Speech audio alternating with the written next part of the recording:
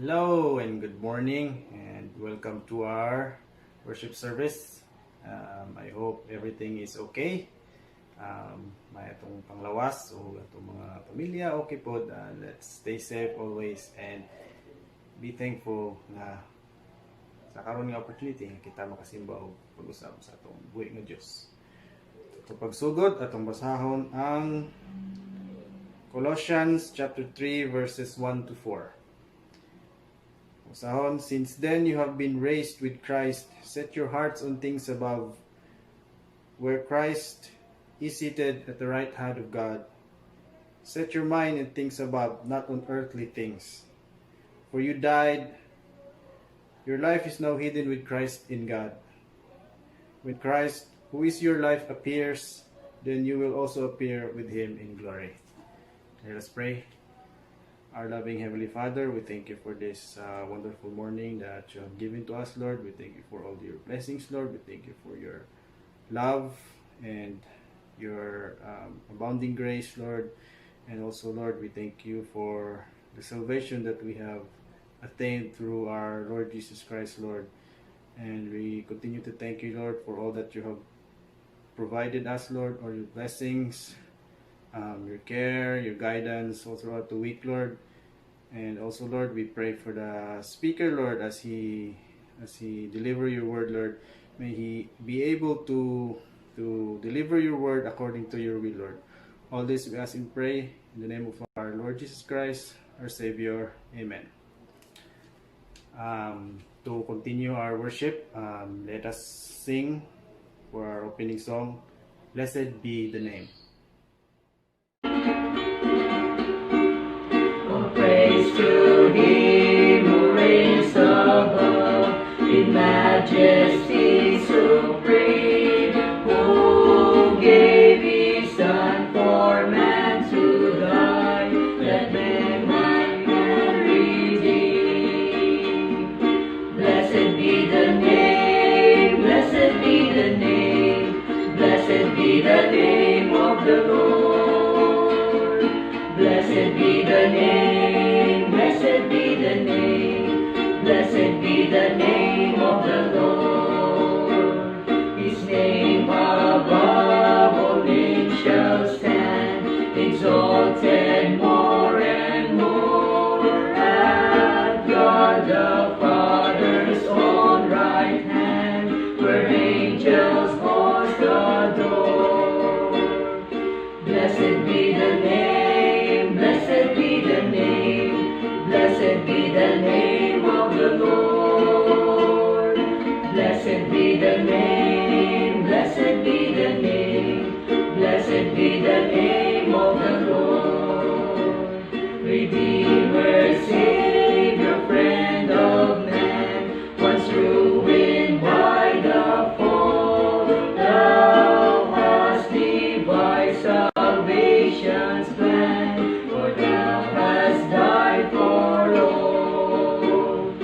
Blessed be the name, blessed be the name, blessed be the name of the Lord. Blessed be the name, blessed be the name, blessed be the name of the Lord. His name shall be the Counselor, the mighty Prince of Peace, all earth's kingdoms conqueror, whose reign shall never cease. Blessed be the name, blessed be the name, blessed be the name of the Lord. Blessed be the name, blessed be the name, blessed be the name of the Lord. Before we listen to the Word of God delivered by a speaker, gustong paminawan ang special song ang giandam.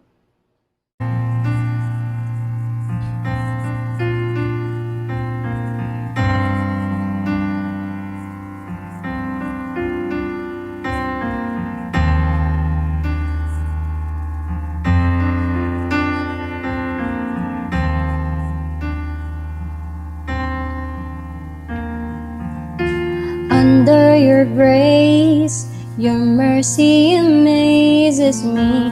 Under your wings, your shadow covers me, your promise of love, where my heart is safely undone. Speak to me, Lord, your servant is listening. Over the noise, I hear you whispering, my hope has come, and my heart is safely undone. I found my fortress in you, and my soul is anchored with you. My resting place is in your name, forever safe.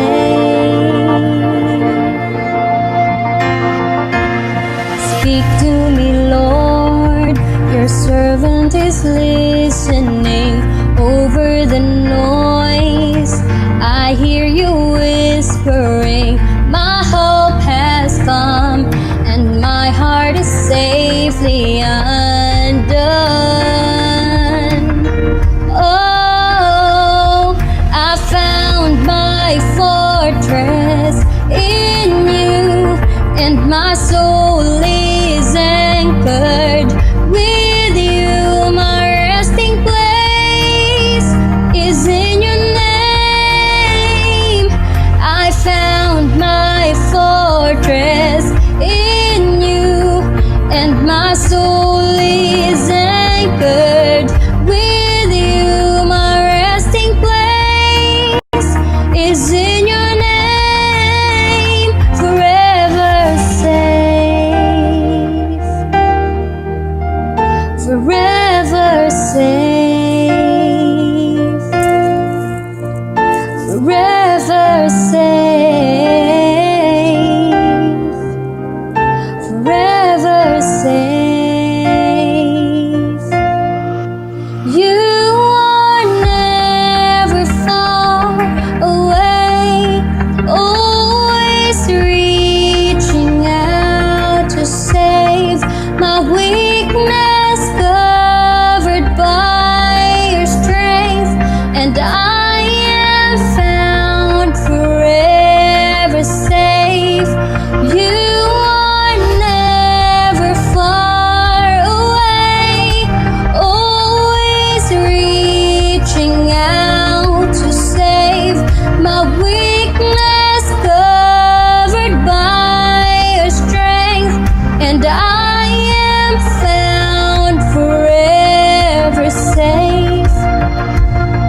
I found my fortress in you, and my soul is anchored with you. My resting place is in your name, forever safe.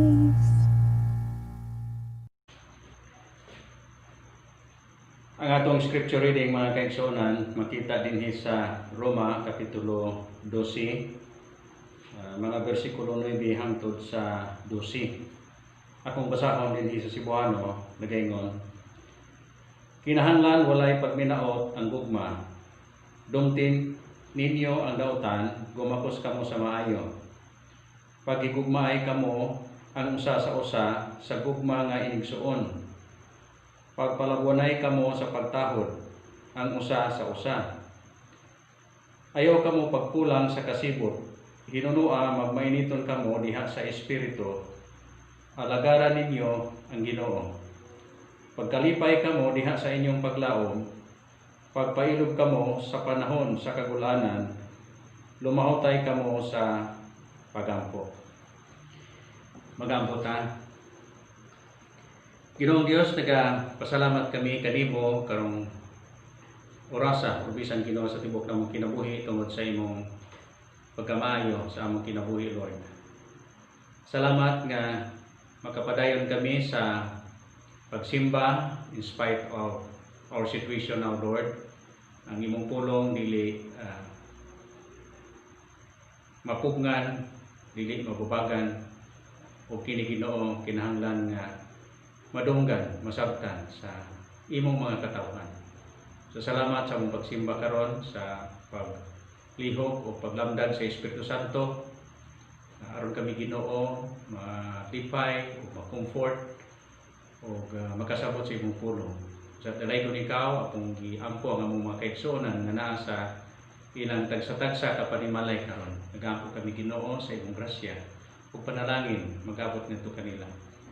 Salamat Ginoo sa imong pagabuhaton sa among kinabuhi karon pinagi sa pulong nimo nga among pagatunan. Dalaygon ikaw Ginoo sa ngalan ni Kristo Jesus nga among Ginoo luwas ang ikaw pasalamatan. Amen ug amen.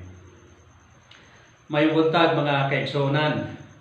So ato na pod nga pasalamatan ang Ginoo nga makapadayon kita sa pagsimba.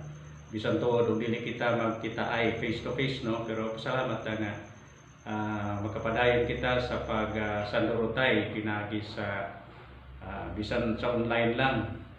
O nga akong mga paghinaot nga nakapahilon na namo diha sa inyong mga panimalay o ako sab nga pagampo nga ang kalinaw magauban kanato sa atong pagsimba karon. Now sa atong pagpamalandong karon atong hiusahan kining sinulat ni Apostol Pablo sa Roma kapitulo 12 mga bersikulo 9 ngadto sa 12.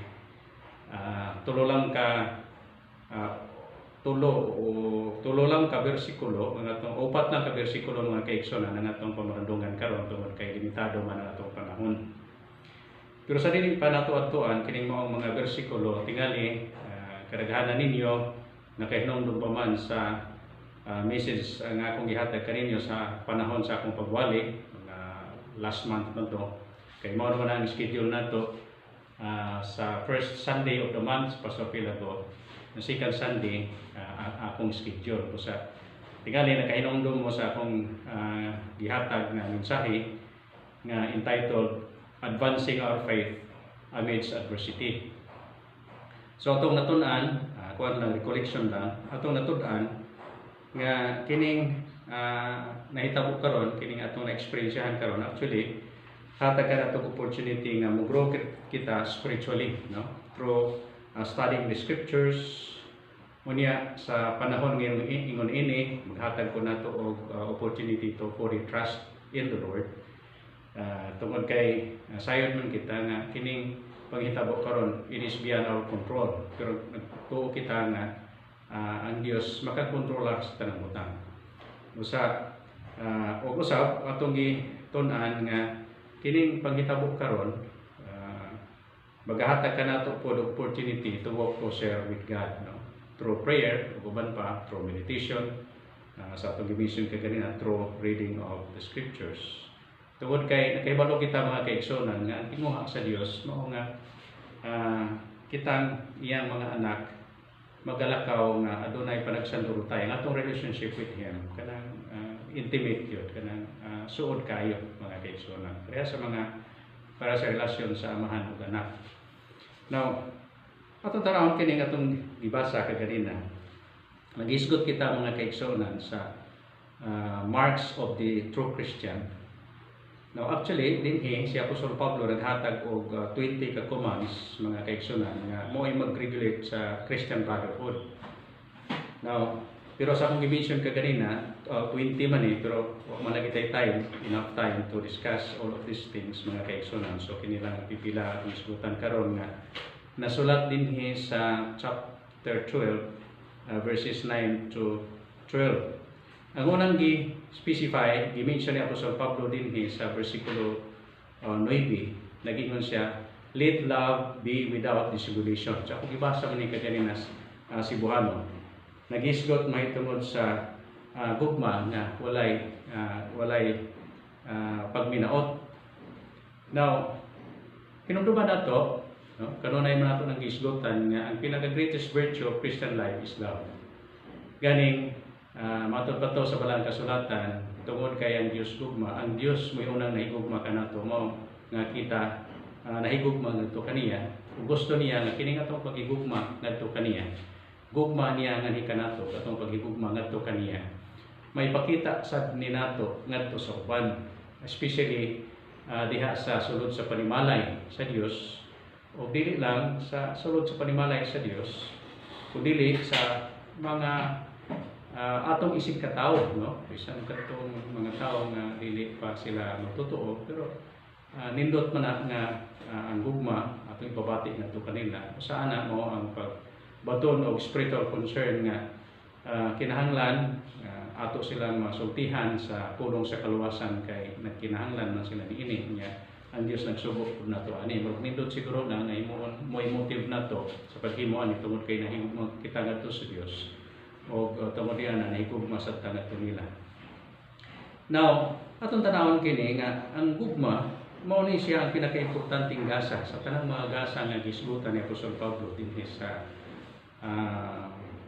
dito sa 1 Corinthians chapter, o din bisan dinhi sa atong passage nga atong gibasa from verses 6 to 8. So pinakaimportanteng gasa bisan sa 1 Corinthians 13:13, familiar man nato ang maong bersikulo nga nag-ingon si Apostol Pablo, "But now abide faith, hope, love." These three Paul explained, but the greatest of this is love.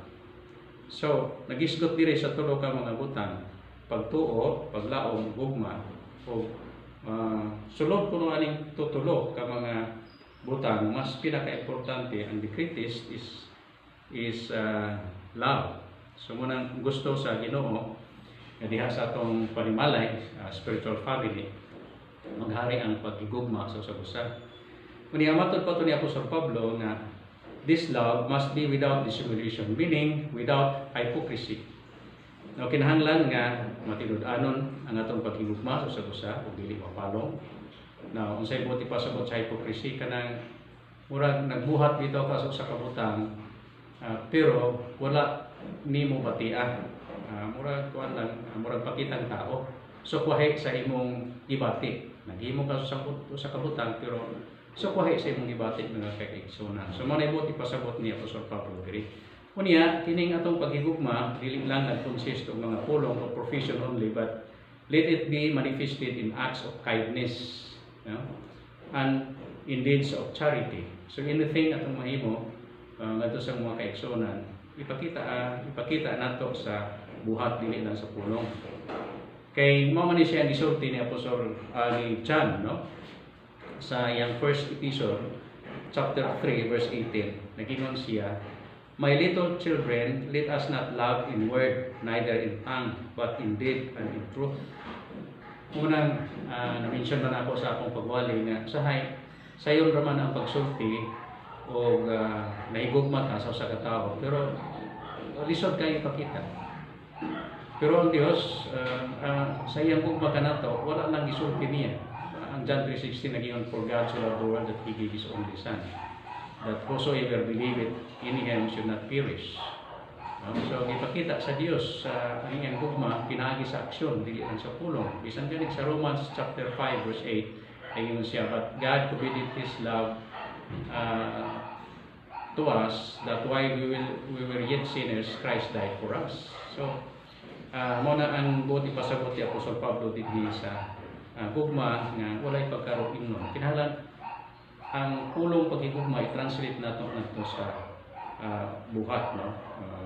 Masinatik sa mga tao. Unya, nag-ingon si Apostol Pablo dire sa atong gibasa po sa sunod nga phrase sa maurag hapong bersikulo nga, "Abhor that which is evil." Now kita nakahibalo nga kining pulong abhor, it means to hate, no, or to avoid.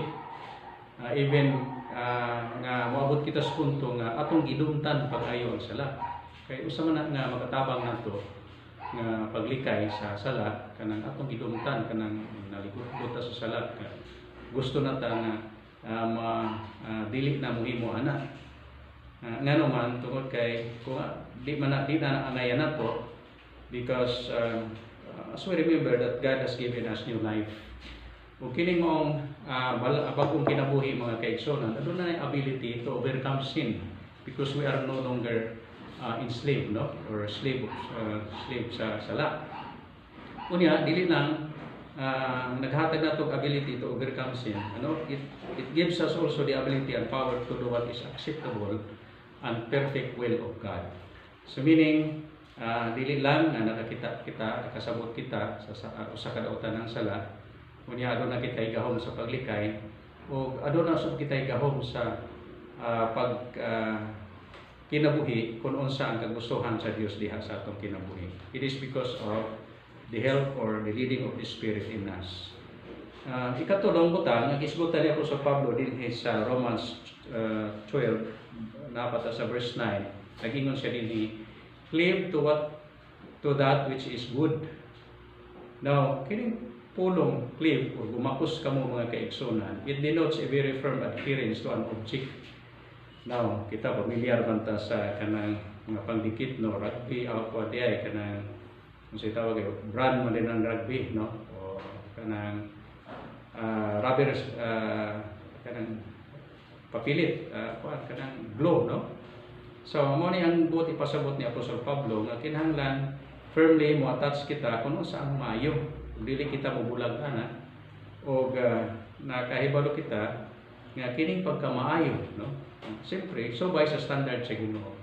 Nga kining pagkamaayo nga kinahanglan mugakos kita, mahimong guiding principle sa atong Kristohanong kinabuhi.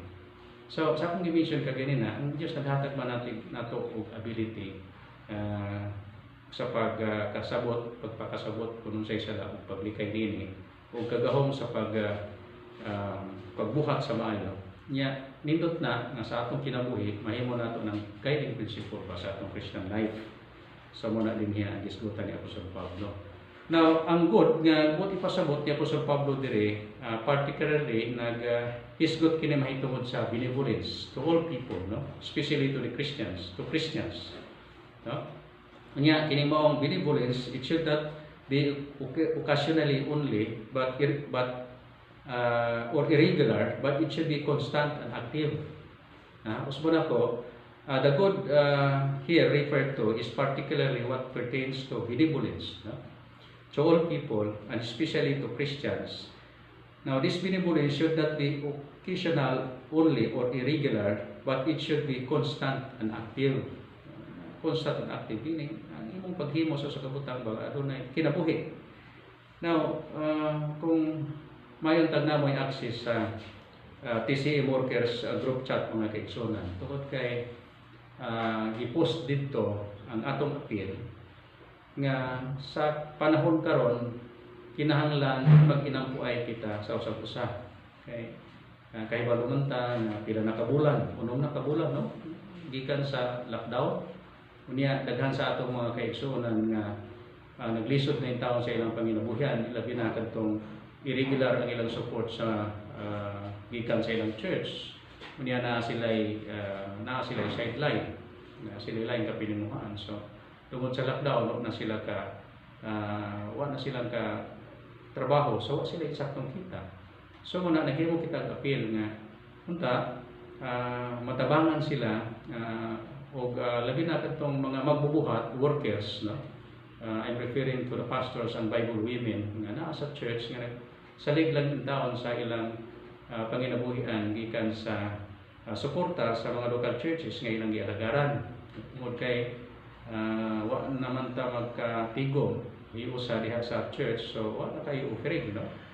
So munang atong i-challenge dito nga mga member sa simbahan di man sila excuse sa kalisod, pero mas mayon tapod nga kung naa sila sobra mabuna-una sila sa ilang mga mabubuhat. Ug ako personally magpasalamat ko kay may mga individuals nga gigamit sa Ginoo nga nakatagbo pod sa among inadlaw-adlaw nga panginahanglan, no? Unya mas maayo siguro nga sa uban nato mga churches, sa ubang mga church members, himuon po na nila. Unya tungod kay di man ta magkatigom sa simbahan, so walay collection of offering. So mas maayo siguro nga atong himuon nga bisan tuod ang atong pagsimba online, pero adunay himong offering diha sa atong panimalay. Pares nini karon nang hinaot ko ang tanang panimalay nga nakadungog o pamilya nga nagalantaw nini nga atong online service nga maghimo sila not necessarily special offering kundi ka ng regular offering nga atong gihimo diya simbahan. Unya atong irimit na nato sa atong tesorero sa church. O nagtuo ko nga naay pipila nga naghimo ana nga naa nang galit ko ni hibuluan nga nakarimit na. So mas maayo siguro na nga atong himuon tanan aron nga gawas sa panginahanglan sa mga workers na pamansatay panginahanglan sa atong simbahan kay pananglit sa electricity ug sa tubig, no? So aron matagbo ang mong panginahanglan. Salamat mga kaigsunan sa inyong pag-respond. So mana kamo mga kaigsunan na adunay extra siguro tabangin ninyo ang inyong mga workers, no? Kay usa na kabutang pagpakita sa imong paghigugma ngadto sa imong isigataw, no? Unya dinhi sa Roma kapitulo 12 bersikulo 10 nag-ingon si Apostol Pablo. So duha ka butang ang importanteng butang nga iyang i-emphasize diri. Nag-ingon siya, be kindly affection one to another with brotherly love. Now, in honor, preferring one another. Now, from this statement, we can understand that the church is a spiritual family. No? Espirituhanon nga panimalay o pamilya. Now, kinahanglan ang warm affection mo'y mahimong kinaiya sa mga membro diha sa kapamilya. No? Kanito taan eh. Now, hinungdo ba nato mga kaigsonan ang ideya nga gi-express diri mahitungod sa affection mo kining pagbati between a mother and her children. So, unya mo man siya ang one of the evidences of Christianity in the time of the Apostle Paul. Una nang hinaut ko nga kini mao usab ang mahitabo nato, no? Now, sa akong i-mention, mao ni siya ang evidences no sa Christianity in the time of the Apostle Paul. Kinahanglan mahitabo ni karon. Mao ilang pagpakita sa ilang gugma sa usab-usab, no? Nya sa akong i-mention kanina wala lang dili lang sa pulong kundi gi-translate nila pinaagi sa aksyon. Now in honor, so nagisgot si Pablo diri pagtahod, pagrespeto mao nga ang kada usa dili lang nahigugma, no, sa espirituhanong igsoon diha sa espirituhanong pamilya kundi kinahanglan muhatag usab og pagtahod, pagrespeto, no, adunay pagtinahuray, pagrespetuhay sa usa.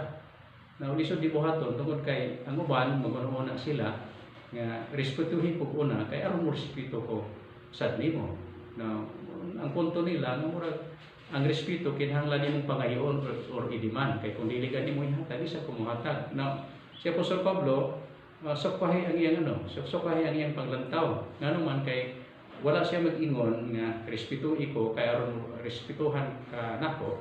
Kundi kita mismo at our own initiative, no, at our own will mga kaigsonan nga mohatag kita og respeto sa atong igsoon bisan unsa siya kagamay ordinaryo siguro. So importante kayo ang pagrespetuhan, no, sa usab-usa. Unya nag-ingon pa gani siya preferring one another. Now kung atong tan-awon kining preferring one another meaning it means setting an example. Ikaw gyud mismo ang mopakita sa pagrespeto, no. Unya matod pa to ni Apostol Pablo kung ako ganing basahon dinhi sa Cebuano, no, nag-ingon siya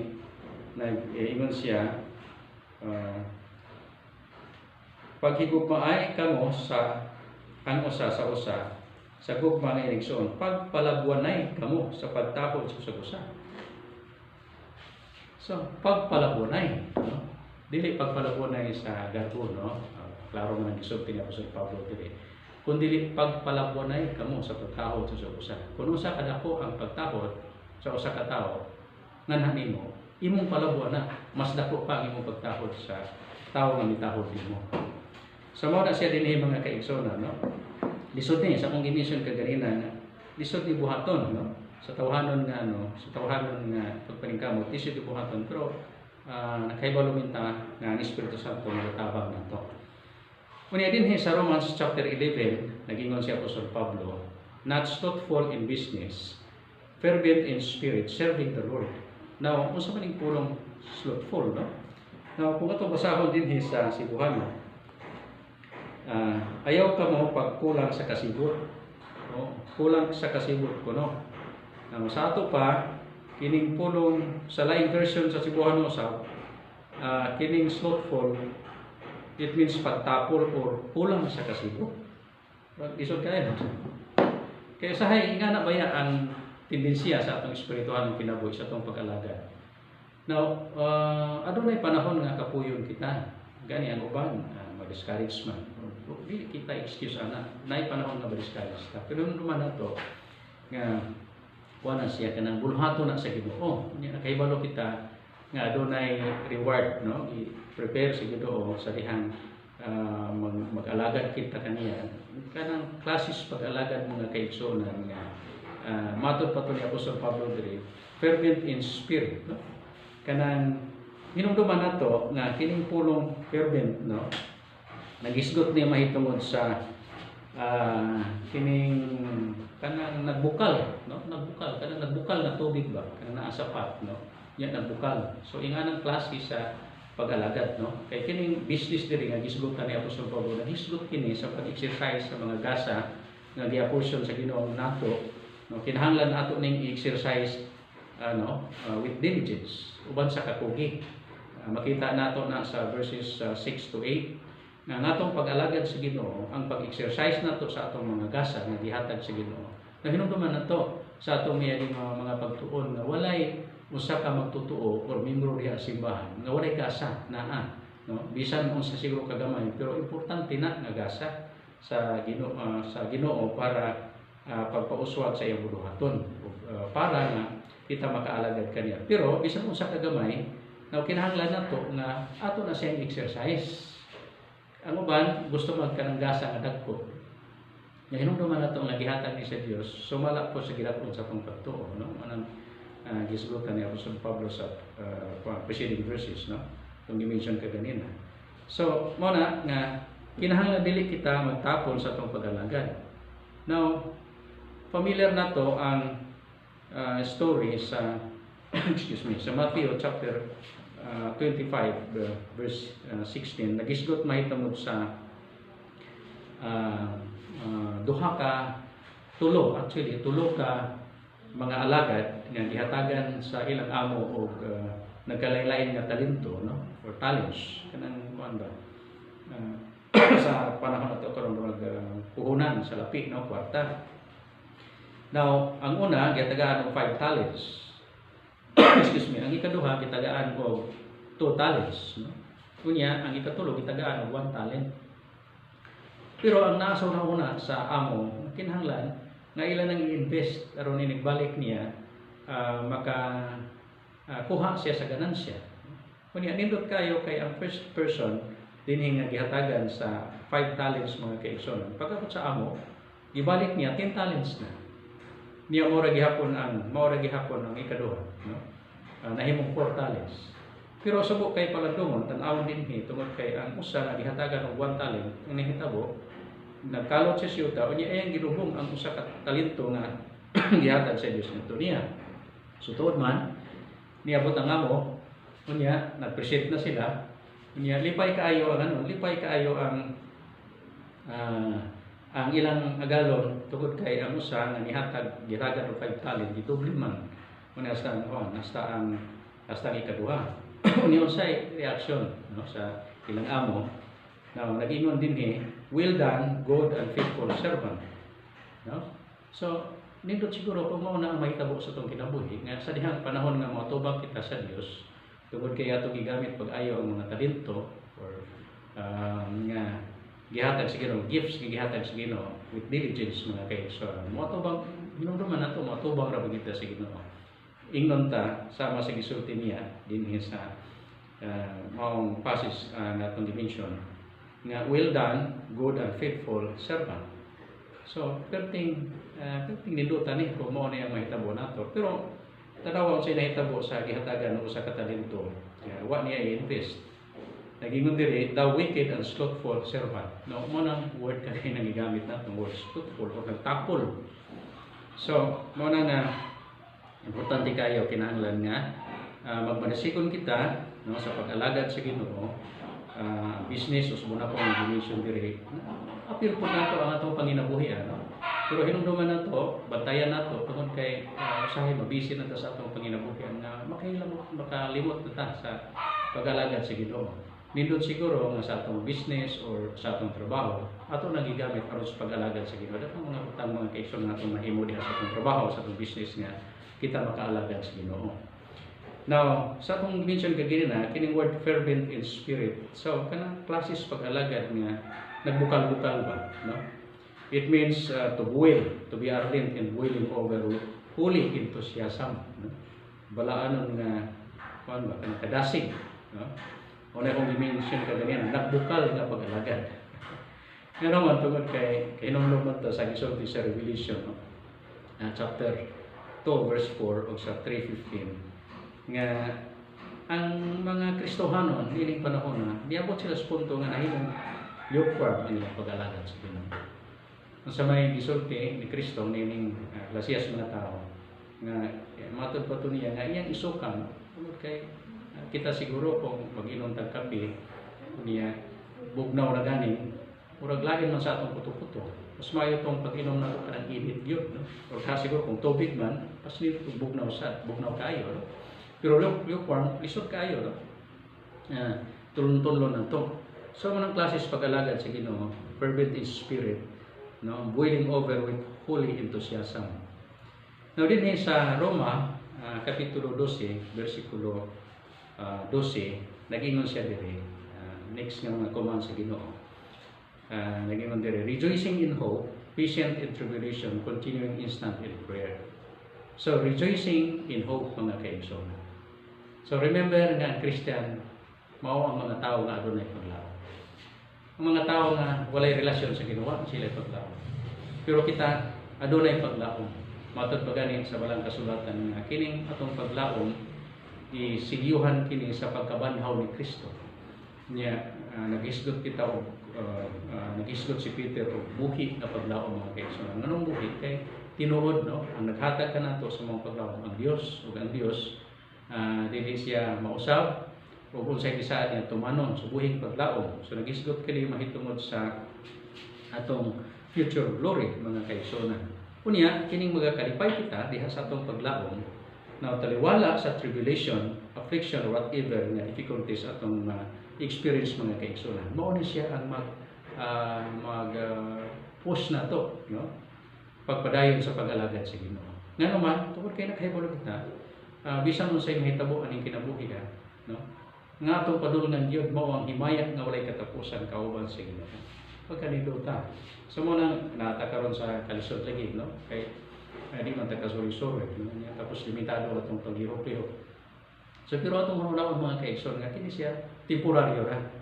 Unya kini dili na siya mo atong tinud-anay nga masinatian, no? Dili part na sa kinabuhing Kristohano. Ganing kainomdom mo nga akong i-mention na sa kang Apostol Pablo, lamas na sa pag-alagad sa Ginoo. Nga naman tungod kay sa panahon sa kalisod, diha ng panahon na musakit kita sa Ginoo. Diha ng panahon na sali kita sa Ginoo. Diha ng panahon na atong matugutan ang Dios sa paghimo og milagro diha sa atong kinabuhi. No? So mo na siya. Patient in tribulation. Now, of course, naghisgot ni sa kining tribulation diri nag-refer ni mahitungod sa kanang difficulties pareha sa atong nasanitian karon sa akong mission kanina. For affliction siguro balatian nga atong na-experiencehan na sinitian aning kinabuhi. So mo nang kung huna-hunaon na to nga aduna kita paglaom ug magakalipay kita niya nang paglaom ngano man tungod kay siguro na siya paglaom gani siguro na siya. So mo ni makapos nato sa pag-alagad sa Ginoo. Unya, nag-ingon dire sa ikatulo, din sa verse 12, continuing instant in prayer. So, usa ni sa mga butang akong gihisgotan during my last message, no? My message last time, na naghisgot mahitungod sa usa ka paagi, unsaon nga mahimong closer ang atong relationship, mahimong intimate ang atong relationship. Sige po. Kanang pagampo, kanang pakigistorya, sige po, no? Dili na gi-memorize nga pagampo, kung dili, usa ka kanang pakigistorya sa Ginoo. Kay balon ta nga ang pakigistorya sa Ginoo is a two-way traffic, no? Nga ikaw nakigistorya sa Ginoo niya, ang Ginoo nakigistorya kanimo.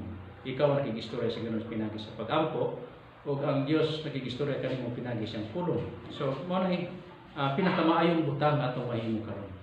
Tungod kay na ako'y nadunggan nga nagwali nagtudlo mahitungod sa pagampo mga kaigsoon. Ingon nani matud patuloy.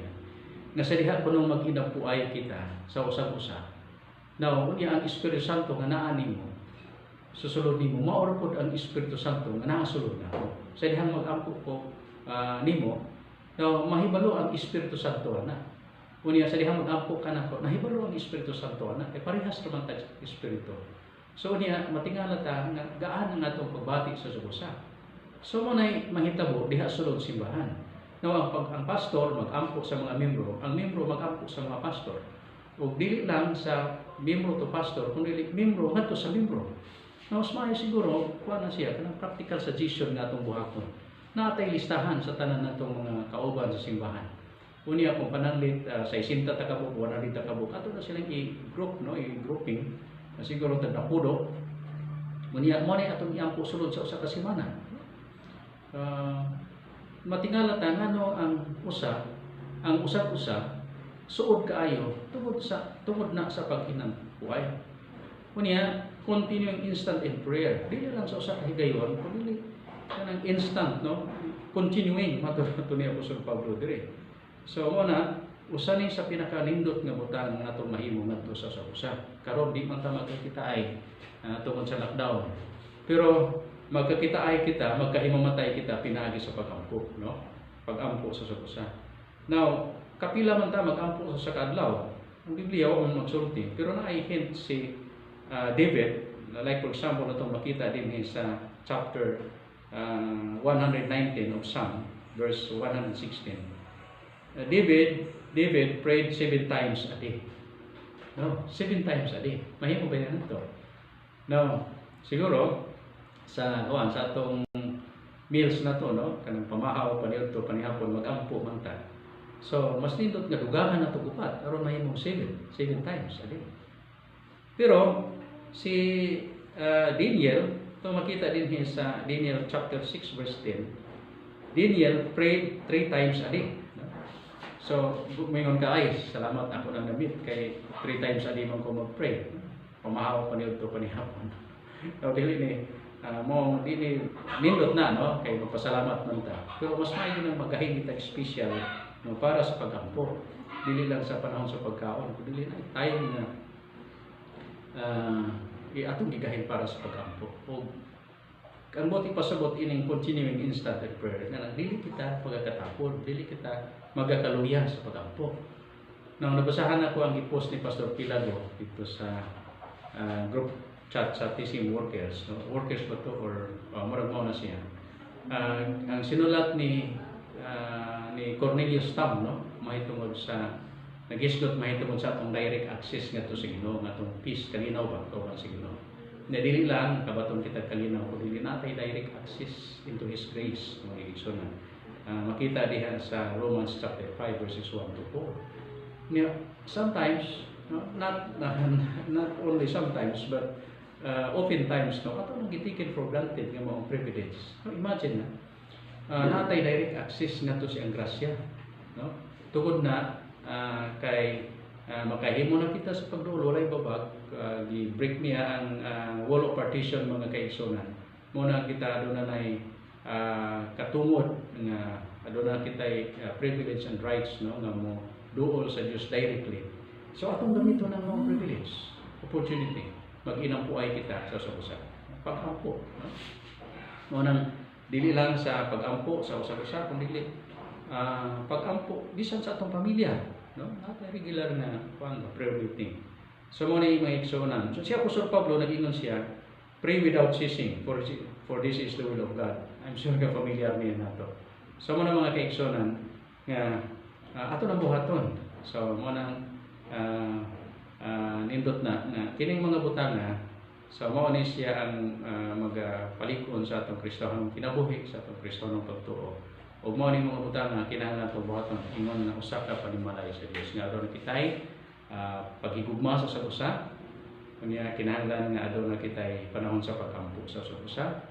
Na kinahanglan nga ang atong paghigugma dili lang sa puro kundi pinagi sa atong i-translate ngadto sa action. Kaya salamat o mag-ampo kita. Lord, nagpasalamat kami sa among pagpamalandong karon sa imong pulong.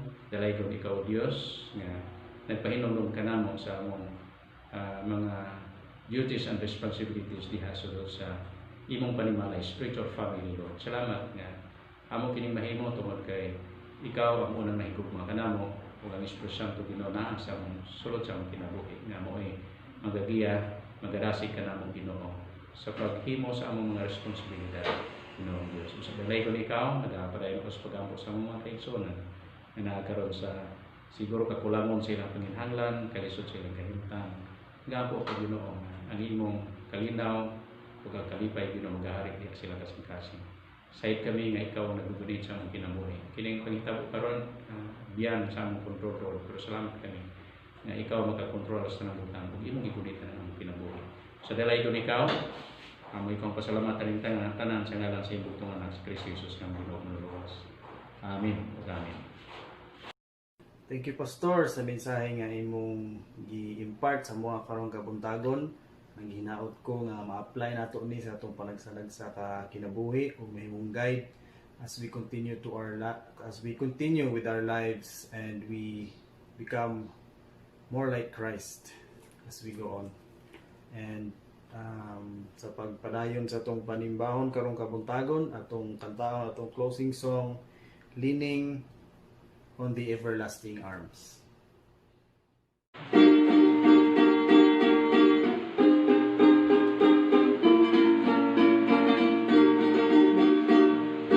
What a fellowship, what a joy divine, leaning on the everlasting arms.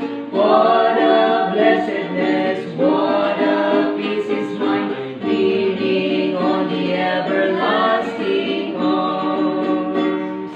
Leaning, leaning, safe and secure from all alarms. Leaning, leaning, leaning on the everlasting arms. Oh, how sweet to walk in this pilgrim way, leaning on the everlasting arms. Oh, how bright the path grows from day to day, leaning on the everlasting arms. Leaning, leaning, safe and secure from all alarms. Leaning, leaning, leaning on the everlasting arms. What have I to dread? What have I to fear? Leaning on the everlasting arms. I have blessed peace with my Lord so near, leaning on the everlasting